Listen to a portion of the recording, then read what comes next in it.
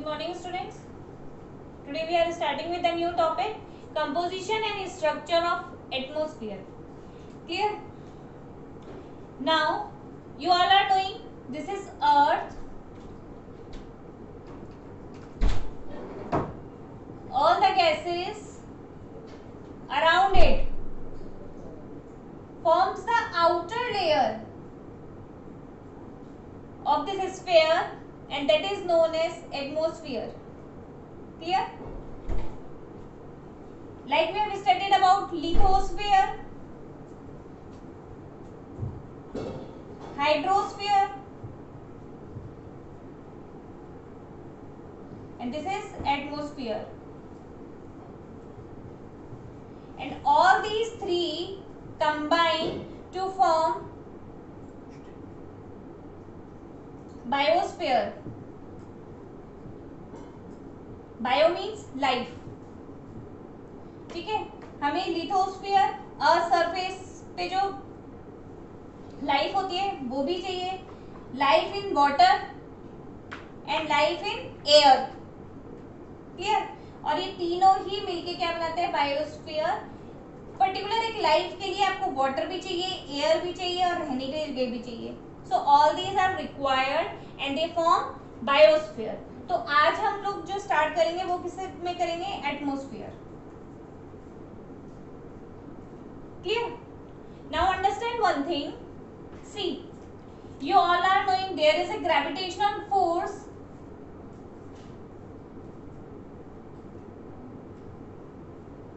working on it. अर्थ के ऊपर कौन सा फोर्स काम करता है? Gravitational force. ठीक है. सो air around it, due to this gravitational force, they just come close to it. ठीक है. और यहाँ पर क्या है? mixture of many gases, heavy density, heavy gases, they are formed around this atmosphere. ठीक है. ये क्या करते हैं? इस अर्थ के चारों तरफ all these gases are layer and they form atmosphere.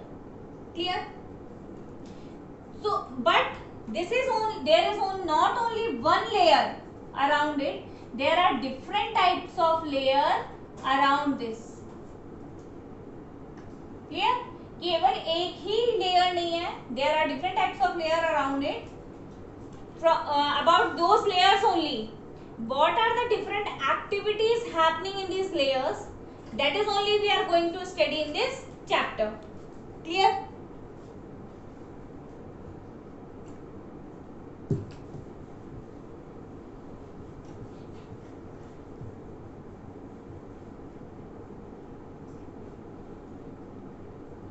In 1992, I am talking about in 1992, Marshall and Nicolette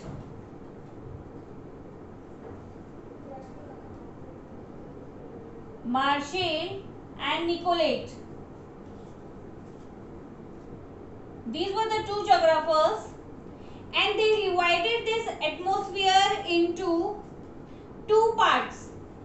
Clear? यानी कि इसको कब डिवाइड किया गया? 1992 को.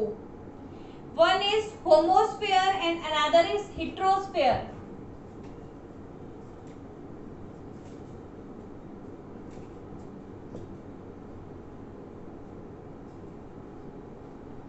Homo means, in the science also you have studied homogeneous mixture, heterogeneous mixture.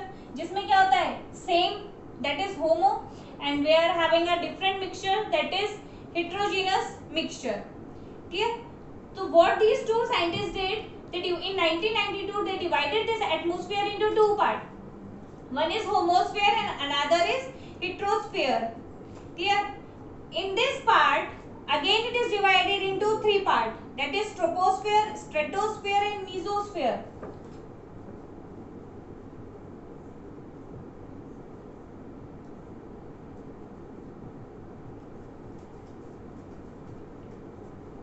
Mesosphere. Yes, the properties of this sphere is that there are the gases in a same amount. Gases present in these spheres are of same amount.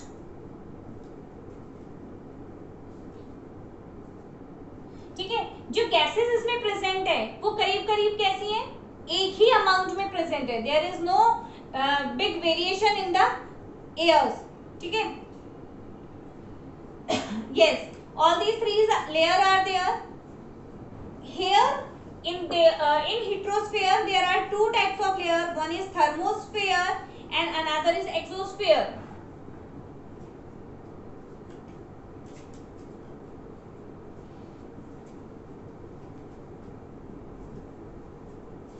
एक तो है thermosphere और exosphere. ठीक है. The gases present in these sphere they were of the same amount and they were of different.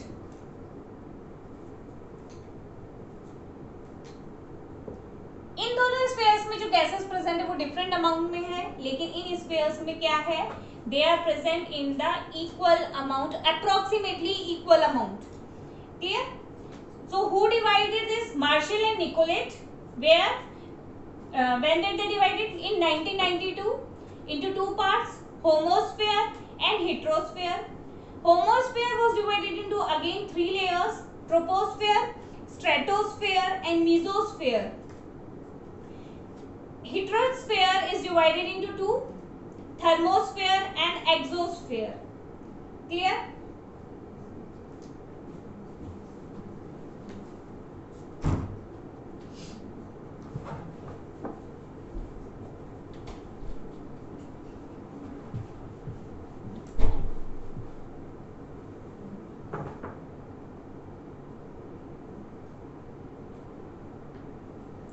Now see,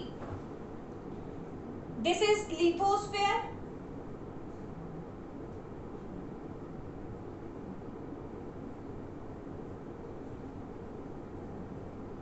clear. जो हमारा earth surface है up to 8 to 18 kilometre. जैसे जैसे हम अर्थ के ऊपर जाएंगे, क्लियर, तो क्या क्या देख रहे हैं, 8 to 18 kilometre we have troposphere.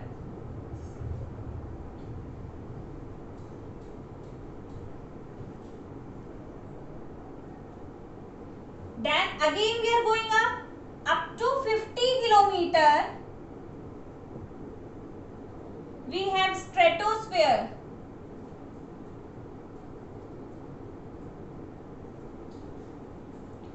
Yes. Then we reaches to 80 kilometer. Troposphere, stratosphere, mesosphere.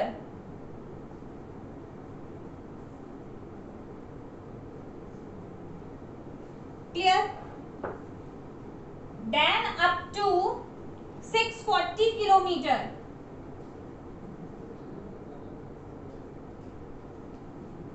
We have thermosphere.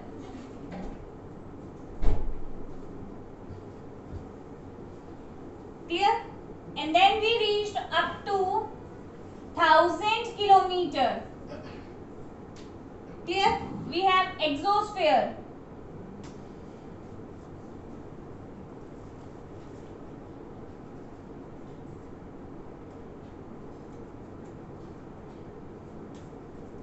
इनके बीच में कितनी दूरी है, लिथोस्फीयर से ट्रोपोस्फीयर 8 to 18 किलोमीटर, ट्रोपोस्फीयर से स्ट्रेटोस्फीयर के बीच में 50 किलोमीटर. This is 80. और 80 किलोमीटर तक जाएंगे, कौन सा है, मीजोस्फीयर. 640 किलोमीटर तक थर्मोस्फीयर और 1000 किलोमीटर के बाद क्या है, उसके बाद सारा एक्सोस्फीयर है, बाहर का एरिया है. क्लियर. हाँ, इसके बाद आपको यूनिवर्स, अंतरिक्ष में पहुंच जाएंगे आप.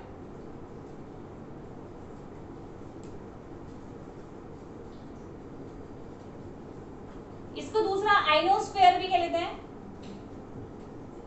दूसरा नेम आइनोस्फीयर है.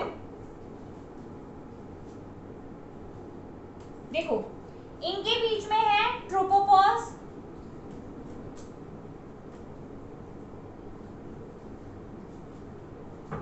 tropopause, then we have stratopause, mesopause,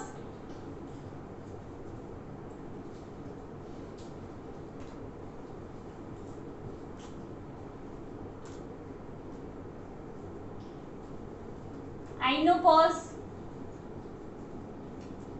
ये जनरल स्ट्रक्चर है, आप इसको वीडियो को पॉज करके आपको क्या करना है, you have to make your notes clear. In this you have an objective type question also कि ये at what layer 50 when we go from lithosphere we reach to 50 kilometer which layer is there, ठीक है। तो ये आपको इसमें पता होना चाहिए।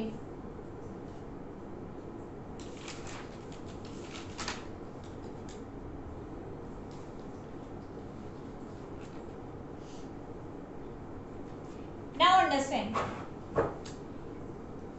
how this is done. ये डिफरेंस क्यों है, let us understand this.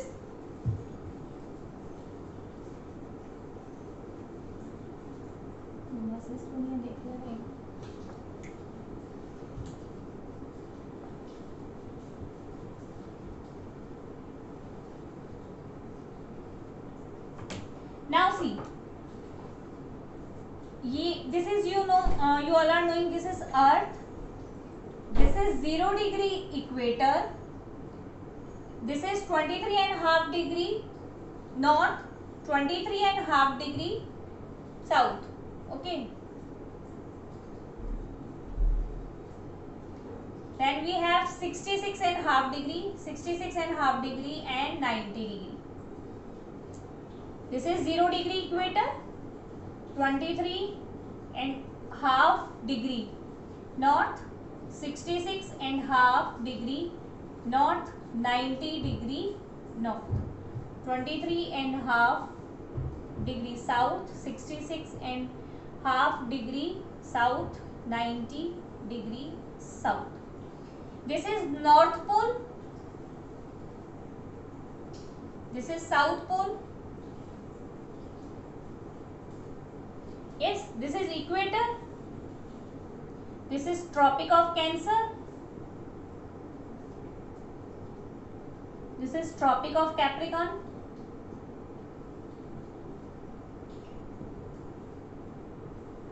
yes, this is Arctic Circle, this is Antarctic Circle. Yes, अब देखिए सन इज हेयर,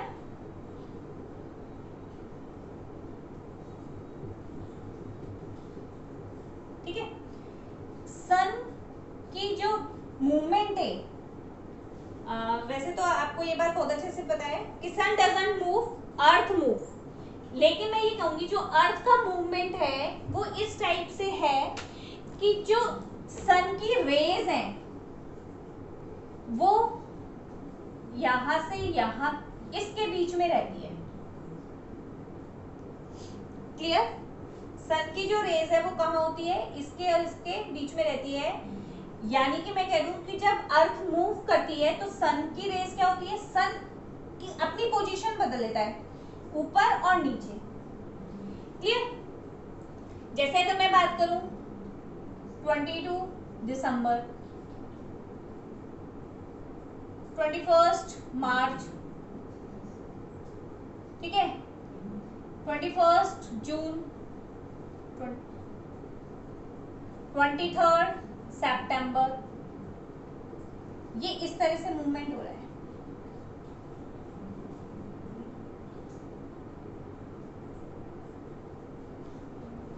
क्लियर। 21 मार्च, 23 सितंबर को सन की पोजीशन, सन रेस डायरेक्ट कहाँ गिरती है, इक्वेटर के ऊपर, क्लियर। फिर क्या होता है, सन कहाँ चला जाता है, मार्च, अप्रैल, मई, जून में यहाँ, अगेन सितंबर में नीचे आ जाएगा और फिर 22 दिसंबर को यहाँ आ जाता है। ये इसकी पोजीशन रहती है, क्लियर।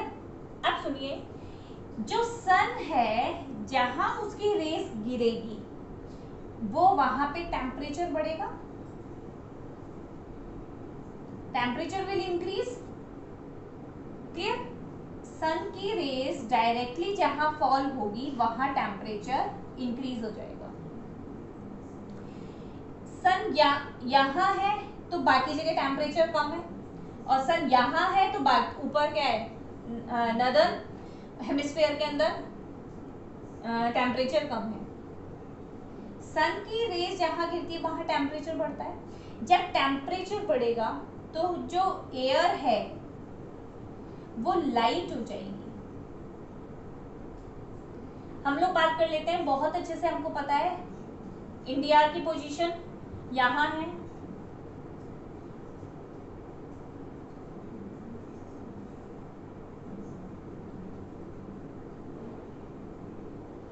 ठीक है, और ये आपको पता है ये राजस्थान की पोजीशन है, ऐसे ले लेते हैं इसको। राजस्थान का बस बांसवाड़ा में टच होता है, बांसवाड़ा को हाफ करता है, डूंगरपुर में टच होता है, तो ये यहाँ पे पोजीशन है। हमको पता है जून में बहुत ज्यादा क्या हो जाती है, गर्मी हो जाती है, वार्म टेम्परेचर होता है इस समय। क्लियर? आप क्या देखते हो, जब ये वार्म है, गर्मी बहुत ज्यादा है, तो इस यहाँ पे क्या चलती है, लू। ठीक है, लू कैसे होती है, आप लोग क्या करते हो, अपना फेस वगैरह कवर करते हो। फेस कवर क्यों करते हो आप लोग, ताकि वो गर्म हवा, जो वार्म विंड है, वो आपके डायरेक्ट स्किन पे टच नहीं हो। यानी कि वो विंड कैसी है, वार्म है, उसमें क्या प्रेजेंट नहीं है, मॉइस्चर। जब विंड वार्म होती है, गर्म होती है, तो क्या हो जाती है, लाइट, हल्की हो जाती है। कोई चीज जब हल्की होती है तो वो ऊपर उठती है।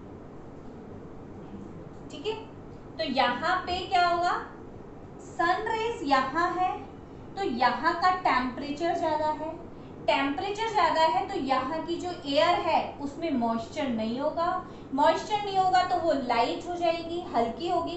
भाई किसी चीज में पानी भर दोगे, आप स्पंज ले लिया आपने, स्पंज हल्का सा है, लेकिन जैसे आपने उसमें पानी डाला तो वो हैवी हो जाएगा, हैवी हो जाएगा तो थोड़ा नीचे आएगा। ठीक है, उसी तरह से एयर है, अभी इसमें मॉइस्चर नहीं है, मैं स्पंज को एयर मान लूं और मैं उसमें ड्रॉप ड्रॉप ड्रॉप ड्रॉप पानी डाल रही हूँ, ऊपर उठती जा रही है, वो उसमें पानी ऐड होता जा रहा है, पानी ऐड होता जा रहा है, एक लिमिट के बाद पानी नीचे गिरने लग जाता है। आप देखते हो स्पंज के नीचे से भी पानी निकलने लग जाता है। In the same way air, now it is warm, it is light in weight, having no moisturiser, it will rise up. हवा क्या होगी, हल्की होगी, ऊपर उठेगी। When it will rise up it will gain moisture, तब वो मॉइस्चर लेगी।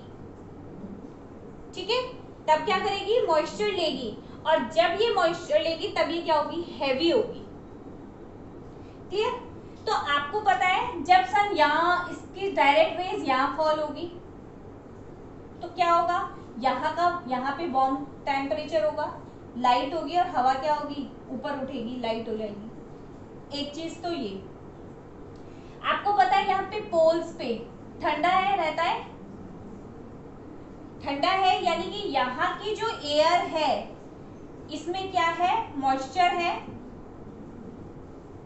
मॉइस्चर है तो हैवी होगी, हैवी होगी तो क्या होगा, ये ऊपर नहीं उठेगी, नीचे रहेगी। अब सन इनके बीच में रहता है, सन का जो मूवमेंट है मैंने आपको बता दिया, मूवमेंट कब कब होता है, जो सन का मूवमेंट है it is moving from in these latitudes only, ये इन्हीं लैटिट्यूड्स के बीच में मूव कर रहा है। तो जब सन इन्हीं लैटिट्यूड्स के बीच में मूव करेगा then what will happen, there light, the light air present in this region will become warm and will rise up, ऊपर उठेगी। Here sun does not move, sun पूरी तरह से नहीं जाएगा, जो रेज होंगी वो स्लांटिंग होगी, जो सन की जो रेज होगी वो कैसी होगी, स्लांटिंग होगी। जितनी स्लांटिंग होगी उतनी वहां पे हीट कम पहुंचेगी, जितनी स्लांटिंग होगी the rays they as much as they are slanting the heat will not receive that area.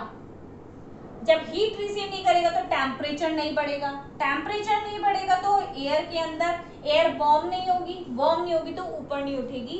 तो इसका मतलब जो पोल्स है हमारे, वहां पर टेम्परेचर कोल्ड है, एयर कैसी है, हैवी है, उसमें मॉइस्चर प्रेजेंट है, मॉइस्चर प्रेजेंट है तो वो ऊपर नहीं उठेगी और यही रहेगी।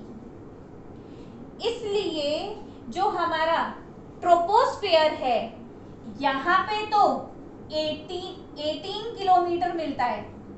जो एयर का जो हम एटमॉस्फेयर पढ़ रहे हैं, जो यहाँ पे जो एयर प्रेजेंट है वो कितनी किलोमीटर की दूरी पर रहती है, 18 किलोमीटर पे। लेकिन पोल्स के ऊपर एयर का जो कवर है, जो ये एयर का जो बबल है जो ढका हुआ है जिससे, वहां पे 8 किलोमीटर है। इसलिए ट्रोपोस्फेयर में डिफरेंस दिखाई देता है। क्लियर? दोबारा से मेरी इन बातों को समझेंगे। सन का जो मूवमेंट होता है वो इस तरह से होता है, ठीक है। जो इक्वेटर लाइन है ये अर्थ को 2 स्फीयर्स में डिवाइड कर रही है, northern sphere and southern sphere. Sun का मूवमेंट इस तरह से मूव करता है दिसंबर में on the Tropic of Cancer. Now it is moving up 21 March को इक्वेटर पे है, 21 उसके बाद जून में ट्रॉपिक ऑफ कैंसर पर है। अगेन अब वो नीचे वापस आएगा, यस, नॉर्दर्न हेमिस्फीयर में जाने के बाद now it will started moving in southern hemisphere. The when it is moving in the southern hemisphere on 23 सितंबर again it will reach to equator. Again on 22 दिसंबर it will reach to Tropic of Cancer. तो जो सन का movement है वो इसके बीच में ही हुआ, तो टेम्परेचर यही ज्यादा रहेगा। टेम्परेचर जब यही ज्यादा रहेगा तो यहाँ की एयर जो है उसमें मॉइस्चर प्रेजेंट नहीं होगा, मॉइस्चर प्रेजेंट नहीं होगा तो वो क्या होंगी, हल्की होंगी, उसमें वेट नहीं होगा। और जो विंड, जो एयर जो हल्की होती है वो कहाँ होगी, ऊपर ऊपर उठती है, ठीक है। तो जो हमारा लिथोस्फेयर है, लिथोस्फेयर जो है उससे वहां पे क्या होगा, जो एयर है वो 18 किलोमीटर तक उसकी दूरी हो जाती है। और जो पोल्स हैं, पोल्स पे वहां पे कोल्ड क्लाइमेट है, कोल्ड क्लाइमेट है तो एयर कैसी है, कूल है। कूल का मतलब कि उसमें मॉइस्चर, आपको ठंडी हवा कब लगेगी, अभी इन दिनों बारिश हो रही है तो ठंडी हवा क्यों लग रही है, क्यों, क्योंकि उसके अंदर मॉइस्चर प्रेजेंट होता है। आपको पसीने, आप ह्यूमिडिटी बोलते हो कि बहुत ज्यादा ह्यूमिडिटी है, ह्यूमिडिटी का मतलब है the amount of water present in the air, ठीक है। और अगर उसमें वाटर है तो क्या है, वो ऊपर नहीं उठेगी, नीचे आएगी, ठंडी ठंडी हवा नीचे चलती है और जो गर्म हवा होती है वो ऊपर उठ जाती है। तो यहाँ पर क्या होगा, जो एटमॉस्फेयर है, जो स्फीयर है, जो इसका जो बबल है, एयर बबल है, वो यहाँ पे तो 18 किलोमीटर तक की दूरी पर होता है और यहाँ पर कितनी किलोमीटर की दूरी पर है, 8 किलोमीटर की दूरी पर है। इसलिए वो डिफरेंस होता है यहाँ पे। क्लियर? हाँ, rest we will be studying in the next class. Now you can ask me the problems related to this topic.